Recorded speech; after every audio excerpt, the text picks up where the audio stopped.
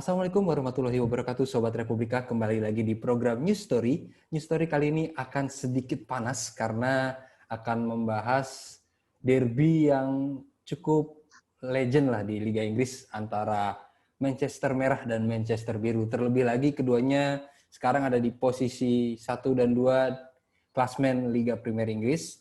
Dan saat ini City berada di posisi puncak. Nah, untuk membahas pertandingan derby kali ini, saya sudah ditemani oleh reporter olahraga Republika, Anggoro Pramudia. Apa kabar, Bang Goro? Sehat? Alhamdulillah, baik Om Tian. Nggak hanya Anggoro, selanjutnya juga ada reporter olahraga Republika, panutan kita semua. Dari baju udah kelihatan jelas ya. Ada Bang Eko Supriyadi. Sehat, Bang Eko? Oh, go MU. Alhamdulillah. Udah sesuai kostumnya. Oke.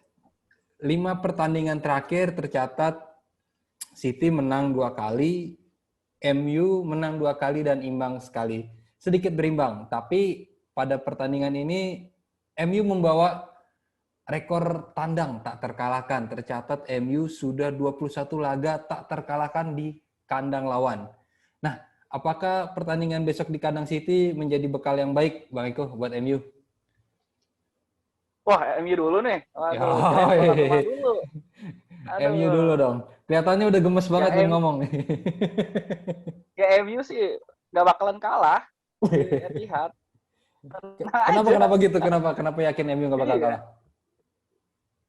Karena MU sampai saat ini satu-satunya tim yang paling ditakutin Guardiola.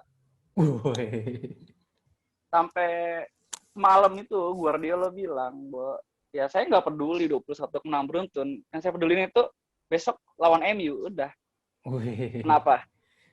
Iya, dua pertandingan beruntun di Etihad, MU selalu menang. Terakhir ya, 2 pertemuan terakhir di Etihad, MU selalu menang. Dan dari sisi strategi, Guardiola emang sampai saat ini masih ketar-ketir lah kalau ketemu MU. Ketar-ketir deh. Karena strategi pressingnya Guardiola itu makanan empuknya MU. MU tuh paling senang dikasih lawan-lawan yang mainnya kayak sih begitu. Lihat deh Liverpool terakhir deh, waktu menang 3-2 di Piala FA. Ya begitu.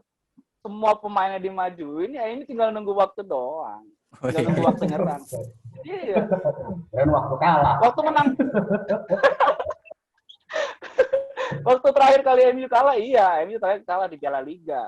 Tapi lihat, di situ Pep Guardiola sama sekali nggak berani main pakai taktik yang biasanya dia lakuin, pressing tinggi. Nggak, penguasaannya yang biasanya 70% sampai di atas 70% nggak ada di situ waktu di Piala Liga. Waktu di Old Trafford ya, main kalah 2-0. Golnya pakai set piece sama tendangan jarak jauh. Tapi di situ habis pertandingan bilang bahwa Guardiola bilang dia nggak berani main pakai taktik dia yang kayak biasa. Nggak berani dia main. Jadi pede banget nih ya MU ya. Gimana Bang Guru nih tanggapannya nih? Kayaknya Eco yakin banget nih kalau Ole di atas angin lah melawan Pep. Ya, gue pengen buka tentang kalimat legenda Real Madrid. Alfredo Di Stefano punya kalimat kondang bahwa sebuah pertandingan sepak bola tanpa adanya gol bagaikan akhir pekan tanpa hangatnya sinar matahari. 3 pertandingan MU berakhir dengan imbang tanpa gol. Dan itu disinggung, dan pada pertandingan terakhir melawan Crystal Palace itu disinggung oleh Gary Neville bahwa Manchester United ini bermain membosankan. Jelas, saya sepakat itu. Karena saya menyaksikan dan itu sangat membosankan sih bagi saya. Ini dibilang seperti tim yang layak bermain di Liga Petani.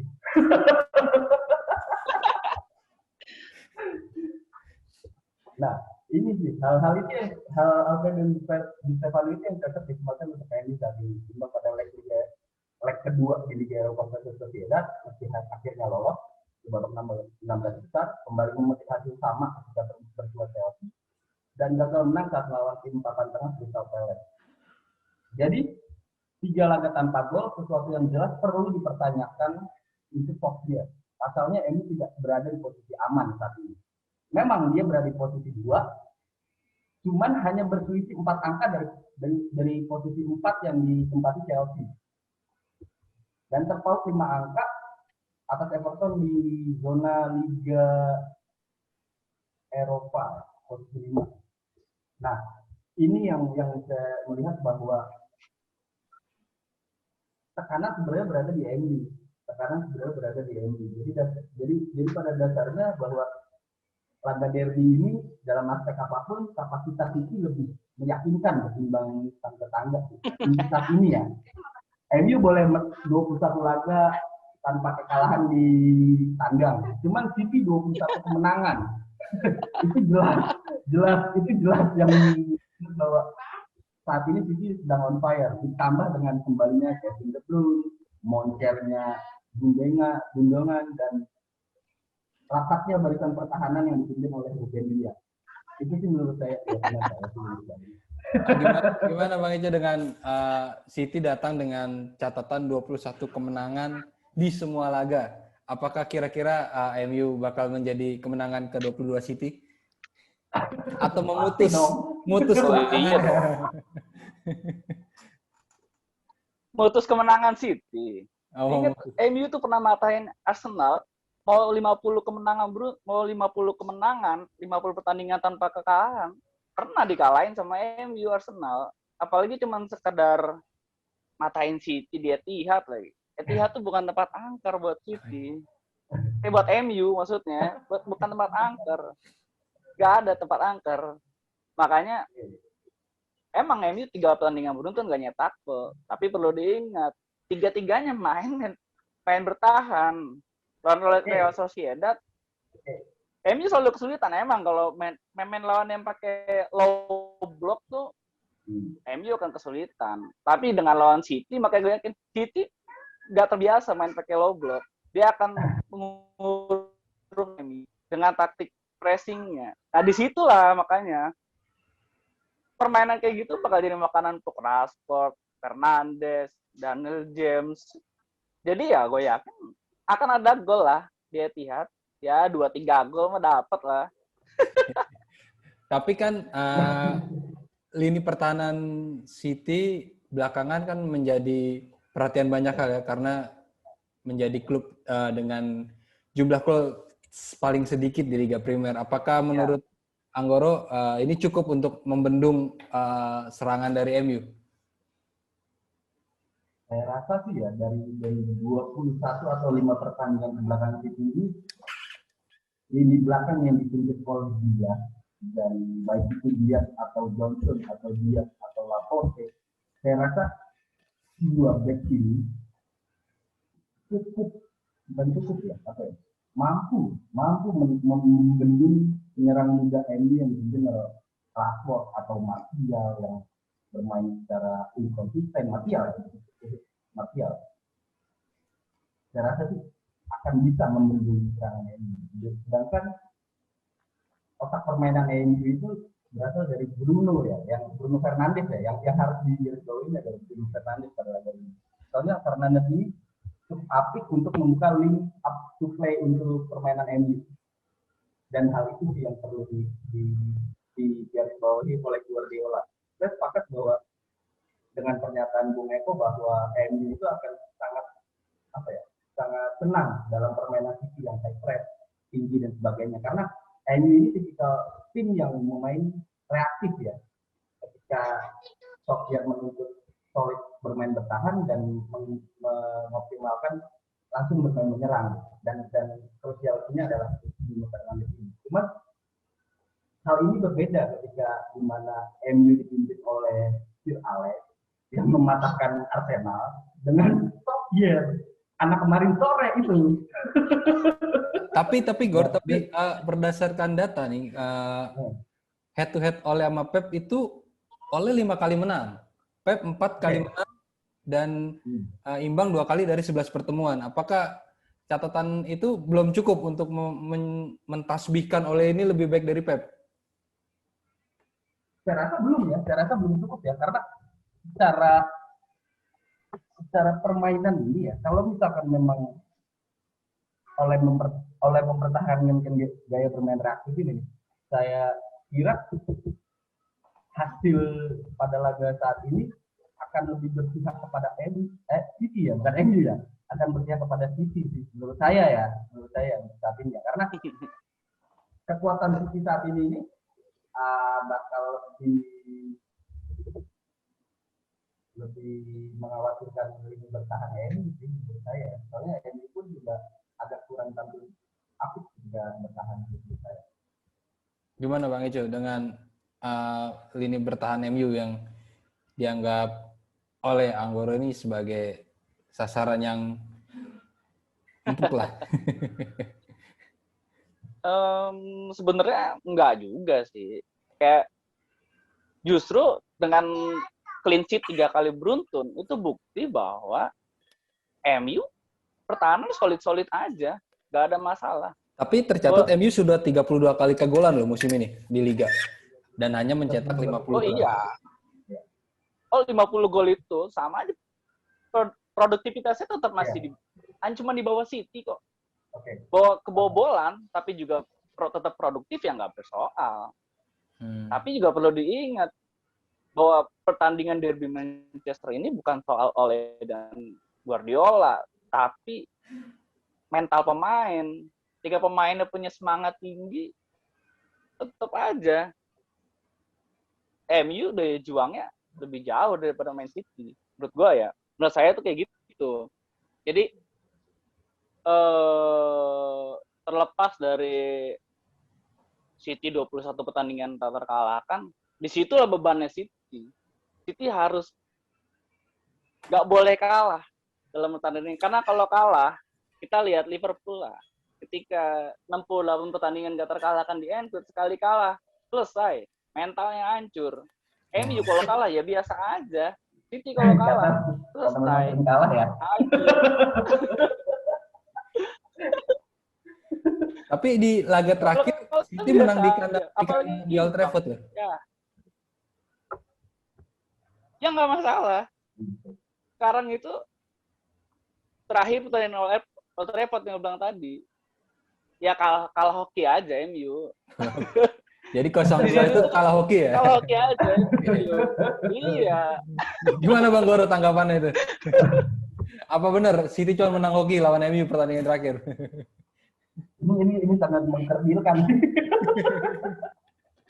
Nggak, masalah utama MU ini ya, masalah utama MU pada saat ini adalah starting level sih menurut saya.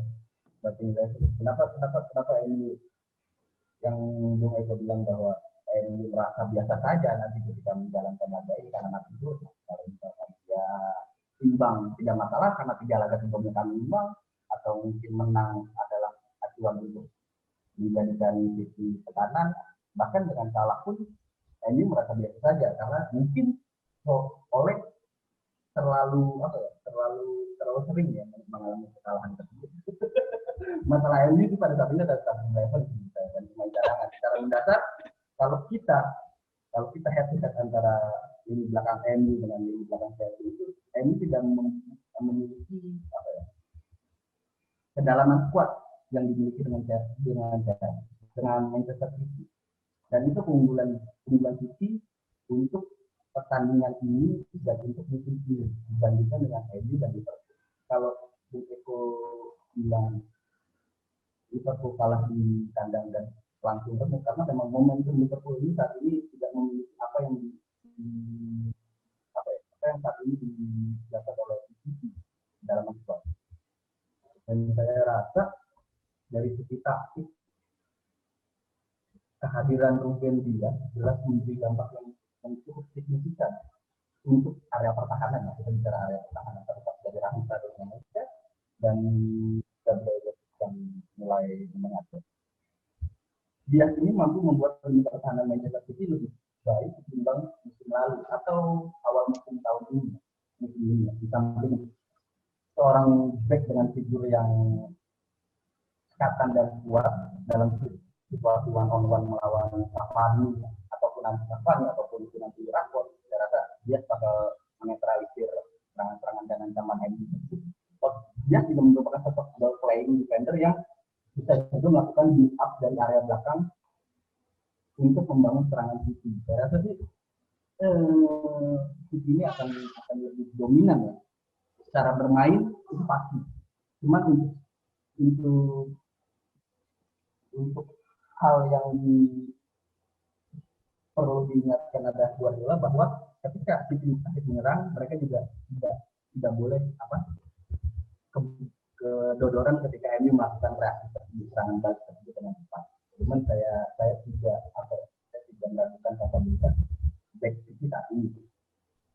Udah. Nah, kita ngobrolin soal taktik nih. Di pertandingan terakhir, bahkan ball position MU tuh lebih tinggi daripada City. Tapi MU selalu buntu di saat mencetak gol. Itu kira-kira apakah akan ada perubahan taktik dari MU sendiri, Co, buat pertandingan besok nih? Soal taktik, justru yang MU bakal dirugikan kalau dia main menguasai pertandingan. Kenapa? Karena justru nanti City malah main terlalu dalam, dan itu yang sulit. Jadi menurut saya MU bakal main agak lebih sedikit kendor supaya pemain bertahannya City justru naik ke lapangan tengah. Karena itu yang selalu dilakuin sama City. Kalau memang juga mengantisipasi seluruh pertandingan back-nya lapangan plus fullback yang main, dia akan naik juga jadi attacking fullback. Nah, disitulah oleh mungkin kan sedikit kendurin. Beda waktu lawan Chelsea. Lawan Chelsea, pemain MU pasti ngurung semua pemain yang megang bola. Waktu terakhir kemarin. Tapi efeknya Chelsea jadi main bertahan juga. Nah, itu yang akhirnya bikin MU kesulitan ya tackle. Nah, prediksi saya MU oleh kali ini bakal mainin strategi yang agak sedikit menurun untuk ambil momentum saat back City lengah di depan. Karena satu-satunya ngalahin Ruben Dias dan Johnson di belakang adalah saat mereka justru lagi main bola di wilayah lawan. Jadi ketika dapat bola, pasti salah satu sayap, entah itu nanti Dan James atau Marcus Rashford, bakal lari, siap-siap lari di depan saat siapapun megang bola. Disitulah bakal ada momentum. Nah, kalau dari City sendiri, kira-kira strategi akan seperti apa? Apakah akan tetap ball position atau ada perubahan atau seperti apa? Karena kedalaman skuad kan sangat dalam ya dan bisa selalu berubah, Pep. Akan tetap menguasai mainan ya, karena bagi Guardiola sendiri pun menuntut bahwa pemain City ini harus menguasai bola dengan pergerakan yang memang harus satu sama lain harus sinkron. Menurut itu sih, dan saya rasa bakal tetap sama konsep bermain City pada laga saat ini. Cuman memang faktor penentu agak bisa dilihat bahwa dengan kembali ke City terus akan kembali bermain dengan hari baru dan sebagainya. Saya rasa tidak banyak berubah dalam skema permainan. Oke. Terakhir nih. Kemenangan terakhir MU di Etihad nih. Pertandingan terakhir MU di Etihad menang 2-1. Itu City menguasai pertandingan 72%. Artinya apa? Justru dengan MU membiarkan City mainin bola, disitulah peluang MU buat nyetak gol. Berarti memang ada dua konsep yang berbeda kan antara dua pelatih tersebut kan saat ini kan. Memang saya rasa sih pokok utamanya bahwa Guardiola sudah membaca skema permainan MU yang reaktif ini, yang menuntut kedisiplinan ketika bertahan secara dalam, low back dan beraksi cepat ketika City, para pemain City sedang berada di posisi tertinggi naik ke depan. Nah, saya rasa Guardiola sudah mengantisipasi hal ini dan menurut saya ini akan berbeda dan City bisa bisa mengatasi laganya dengan skor 2-0. Oke. Kalau prediksi sendiri MU berapa? 3-1 lah menang. Gak usah banyak-banyak. Jadi kalau City 2-0, MU 3-1. Oke, Anggoro, Eco, thank you banget Iya. sharing-sharingnya. Sip. Jangan Oke. lupa terus saksikan ya Sobat Republika, tetap saksikan News Story di bincang-bincang lainnya karena bakal ada perbincangan seru ya selain perbincangan hari ini. Saya Fian Fiatmaja pamit. Wassalamualaikum warahmatullahi wabarakatuh. Waalaikumsalam.